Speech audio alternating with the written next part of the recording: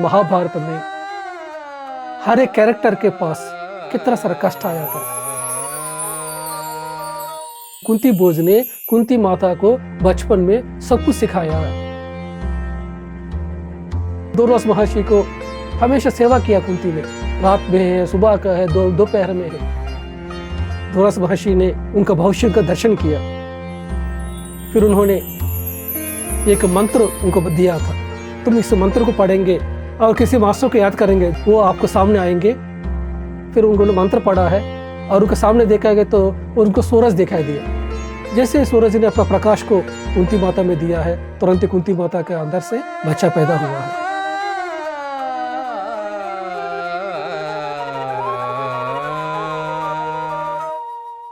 सभी पीएमसी दर्शकों को मेरा प्रणाम। महाभारत से सीख में आज हम जानकारी करेंगे कुंती माता के बारे में, कुंती माता का सहन शक्ति के बारे में।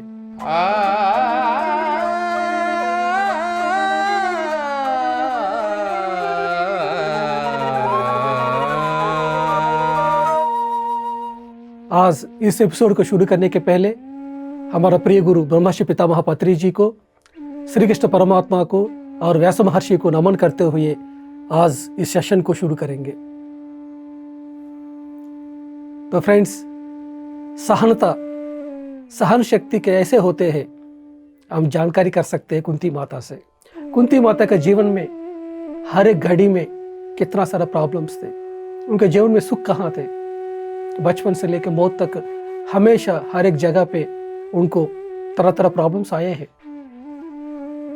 हम देखेंगे तो महाभारत में हर एक कैरेक्टर के पास कितना सारा कष्ट आया था, लेकिन वो लोग उसको कैसे पार किया है, ये जानने के बाद हम ये रियलाइज कर सकते हैं कि हमारा जीवन में इतना कष्ट है क्या जितना पांडवों को हुआ था।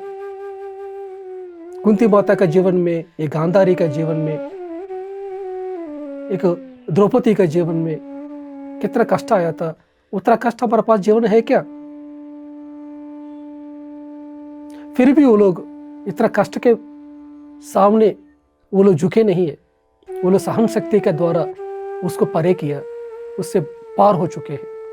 हम भी महाभारत से यही सीखना चाहिए कि हमारे जीवन में चैलेंजेस आएंगे, कष्ट आएंगे। क्यों आते हैं? मानव का अनुभव चाहिए हमको। कष्ट आएंगे तो हम कैसे रिएक्ट करते हैं या रेस्पॉन्ड करते हैं, एक जानकारी करते हैं। इसलिए हमको आते हैं। जब आ देंगे तो हम उससे भाग लेते हैं, तो हम कैसे पास होते हैं। जीवन में कष्ट आएंगे, चैलेंजेस आएंगे, लेकिन हम कभी भी हार नहीं मांगना है, हार नहीं मानना है। हमको उससे पार करना है, उसको एक्सेप्ट करना है, उस सिचुएशन को टैकल करना चाहिए। ये सभी सिचुएशन हम इसका बारे में हम जान सकते हैं कुंती माता का बारे में। तो चलिए दोस्तों, आज कुंती माता के बारे में जानकारी करेंगे। तो कुंती माता है,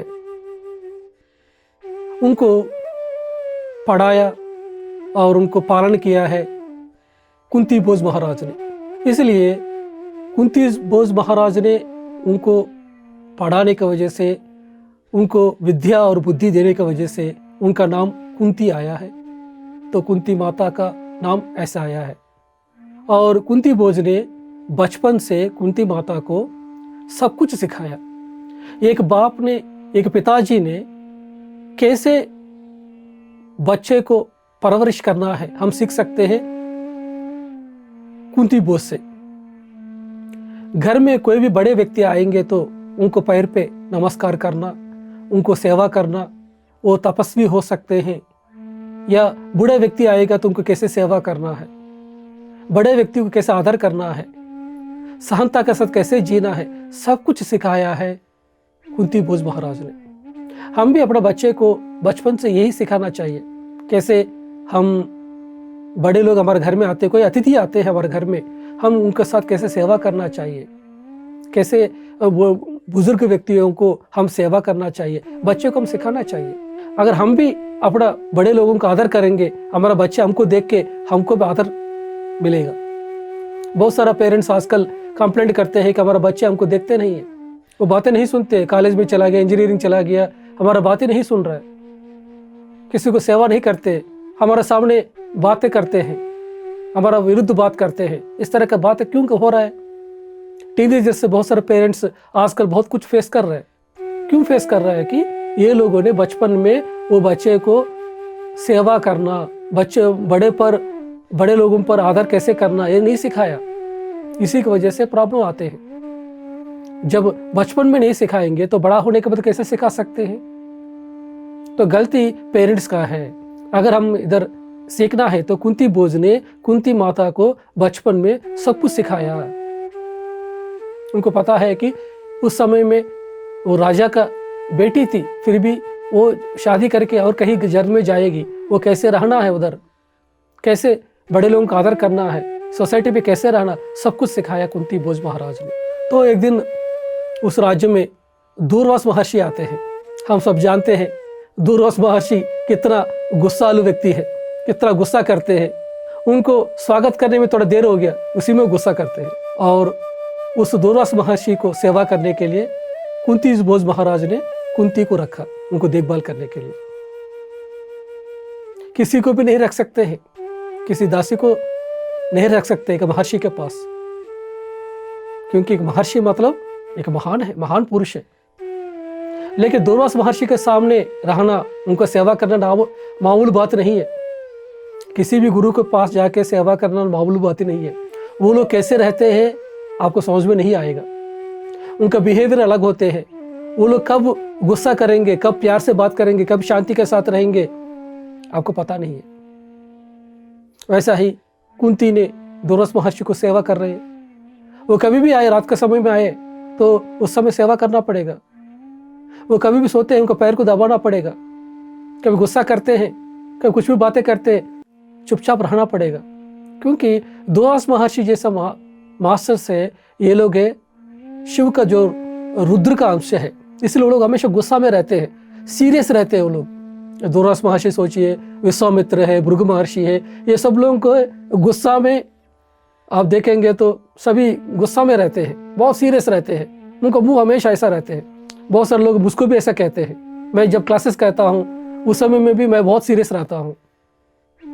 जब क्लासेस होने के बाद फिर जोवियल रहते हैं, लेकिन क्लासेस के टाइम में मैं भी बहुत सीरियस रहता हूँ। क्योंकि हम उस क्लासेस बताने के टाइम में इस यूनिवर्स के साथ कनेक्ट हो जाएंगे, तो उस समय हम अपना आत्मस्थिति में आते हैं। उस आत्मस्थिति में जैसे रहना ऐसा रहेंगे। तो हम कोई भी महर्षि रहते हैं तो महर्षि कैसे रहेंगे हम उसको जज नहीं कर सकते हैं। वो लोग क्यों ऐसा कर रहे हैं, हम चुपचाप वो लोग जो कहेंगे जो करेंगे उसके साथ चलना पड़ेगा।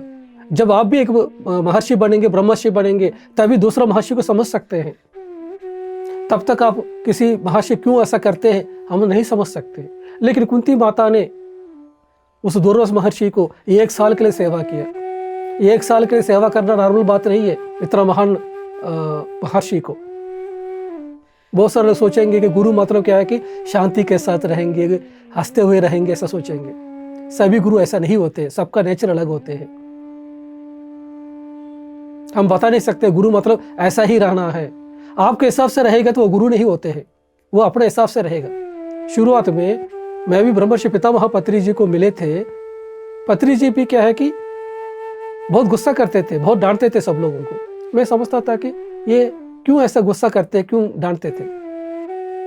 लेकिन बाद में ध्यान का साधना बढ़ते बढ़ते बाद पत्री जी को समझ में आया, एक साइड में पत्री जी डांटते हैं और दूसरा साइड में शांति में रहेंगे। वो उनका जो गुस्सा है उस 1 मिनट के लिए रहते हैं, क्योंकि वो क्यों गुस्सा कर रहे हैं, दूसरों को करेक्शन करने के लिए। पत्री जी कब गुस्सा करते हैं कि हमारा वाक क्षेत्र सही नहीं आते हैं, उसी समय वो पॉइंट आउट करते हैं, मुंह से शब्द सही आना चाहिए, इसलिए वो करेक्शन करने के लिए, दूसरों को सुधारने के लिए गुस्सा करते हैं। लेकिन उनका जो गुस्सा है अंदर से नहीं है। ये चीज मैं बाद में ऑब्जर्व किया हूं। वैसा ही दूर्वास महर्षि भी ऐसा ही है, सभी गुरु ऐसे ही होते हैं। तो दूर्वास महर्षि को हमेशा सेवा किया कुंती ने, रात में है, सुबह का है, दोपहर में है।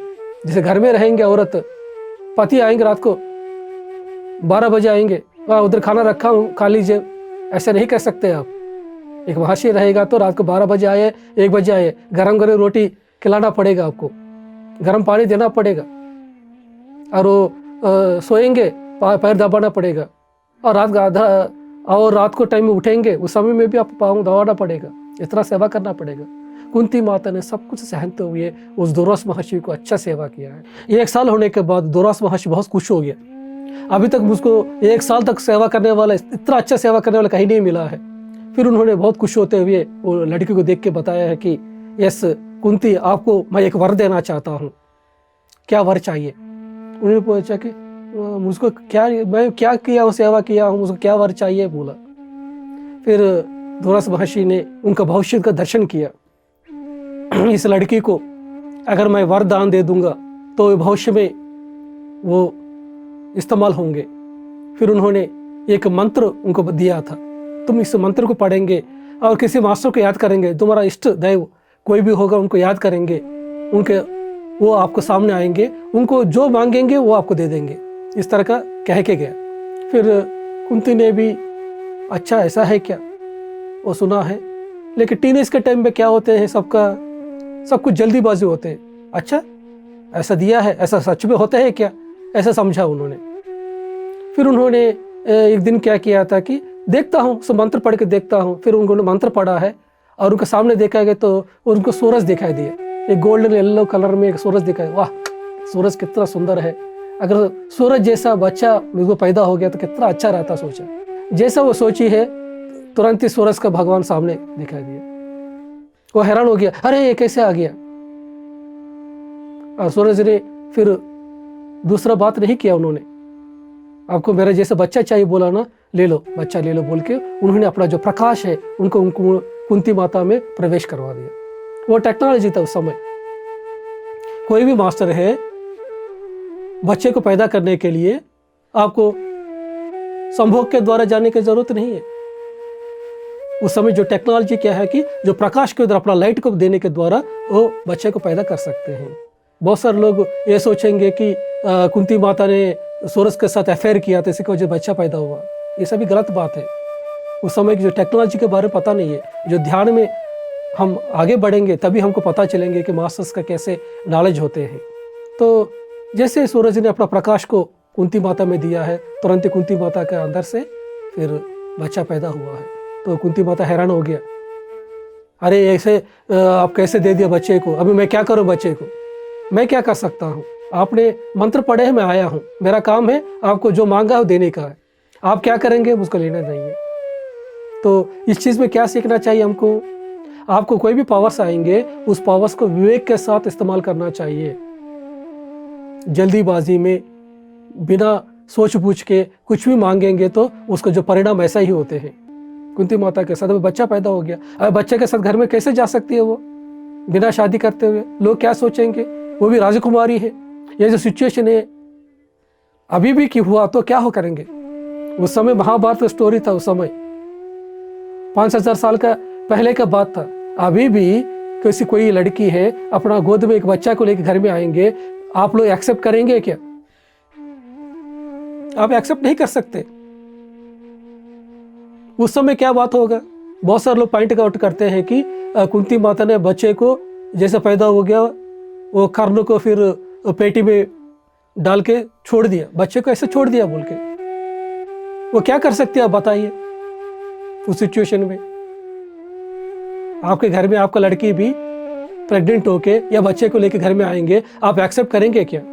तो उन्होंने क्या किया, फिर बच्चे को एक पेटी में रखा है, एक लकड़ी का पेटी में, और उस पानी में छोड़ दिया।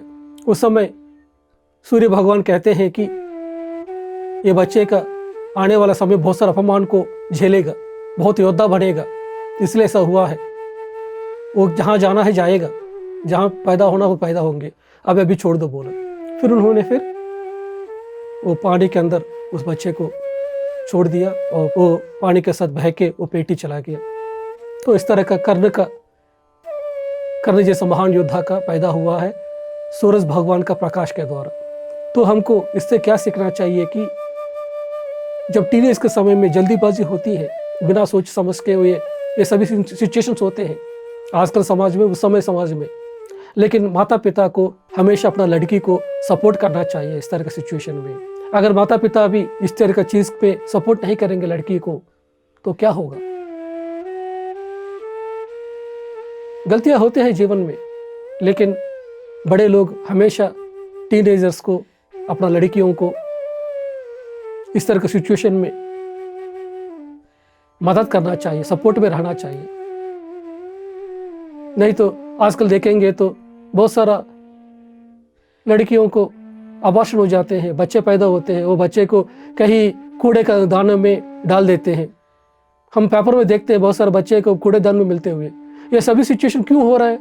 क्योंकि बड़े लोगों ने उनको एक्सेप्ट नहीं किया, वो डरते हुए सभी लड़कियां ऐसा कर रहे हैं। और बड़े लोग समाज ने एक्सेप्ट करेंगे तो ये सब कुछ क्यों होते हैं? ठीक है, फिर इसके बाद फिर कुंती ने फिर राज्य में चले जाती हैं। उसके बाद कुंती का जो शादी है पांडु महाराज से हो जाती है। बहुत खुशी के साथ रहते हैं वो लोग, बहुत आनंद के साथ रहते हैं। तो उस समय एक बार वो लोग जंगल में गया था। जंगल में जाने के बाद पांडुराज ने बहुत सारा जानवरों को मार रहा था, शिकार कर रहा था। कुंती ने मना किया पांडुराज को, जानवरों को क्यों मारना है, नहीं मारना चाहिए, लेकिन वो सुने नहीं है। जब उनको एक बार एक शब्द आया था कि कोई हिरन घूम रही है, फिर उन्होंने दूर से उस हिरन पर उन्होंने बाण चलाया था। वो बाण जाके जब 2 हिरन का अंदर से चला गया था, वो 2 हिरन प्यार कर रहा था, 2 हिरन संभोग की स्थिति में था। उस समय जो तीर चल गया, जब जाके देखा गया तो वो जो 2 हिरन है एक महर्षि के रूप में और उनका पत्नी के रूप में दिखाई दिया। कितना गलती हो गया, फिर वो रियलाइज किया। लेकिन वो जो महर्षि है उन्होंने बोला है कि राजा का काम है शिकार करना, लेकिन ये भी काम नहीं है कि 2 आपस में प्यार करने वाले पर आप तीर चलाया है। तो आप भी जब आप अपना पत्नी के साथ प्यार में रहेंगे आपका भी मौत होगा, इस तरह का उन्होंने शाप दिया है। तो फ्रेंड्स, अगर शाप मतलब क्या है कि अब वो शाप भी नहीं दिया, लेकिन क्या है कि उसका इफेक्ट रहेगा। शाप मतलब क्या है कि कर्म का जो फल है। कोई भी शाप दिया नहीं दिया, शाप काम करते इस तरह का बोलते हैं, ये शाप नहीं है। जो हम किया है वो वापस आते हैं। इधर उन्होंने क्या किया, जो पति पत्नी आनंद के साथ रहे उस समय जाके उन्होंने तीर चलाया। इसी की वजह से उनको यही चीज उनके जीवन में आया है। हम भी जो करते वो वापस आते, वो शाप दिया नहीं दिया। शाप मतलब क्या है कि हम जो किया वो जो कर्म है उसका जो फल है। फिर पांडुराज बहुत रियलाइज करते हैं कि मैं बहुत गलत किया हूँ। फिर वो वापस राज्य में आते हैं, आके यस मैंने गलती किया हूँ। फिर उन्होंने क्या करते हैं, अपना राज्य को फिर धृतराष्ट्र को दे देते हैं, अपना भाई को दे देते हैं। देखे अपना 2 बीवियों के साथ, कुंती और माद्री के साथ, दोनों के साथ फिर जंगल में आते हैं। फिर अपना पति के साथ आ जाती है कुंती ने। मुझको कोई आनंद का जरूरत नहीं, मुझको संभोग का आनंद कोई जरूरत नहीं है, 2 शरीर मिलने के लिए कोई जरूरत नहीं है। आपस में हम दोनों एक साथ में रहेंगे, यही कहती है कुंती ने। मैं जीवन भर आपके साथ रहूंगा, जो शरीर की इच्छा है ये मेरे लिए नहीं चाहिए, मुझको क्या है कि आपके साथ रहना इंपॉर्टेंट है। ये कहते हुए कुंती आती है पांडुराज के साथ। लेकिन एक बार उनको लगते हैं कि हमको बच्चा होना चाहिए, रहना चाहिए। लेकिन जब ये लोग आपस में मिलेंगे, माद्री हो, कुंती हो, पांडुराज के साथ, इनका डेथ हो सकती है।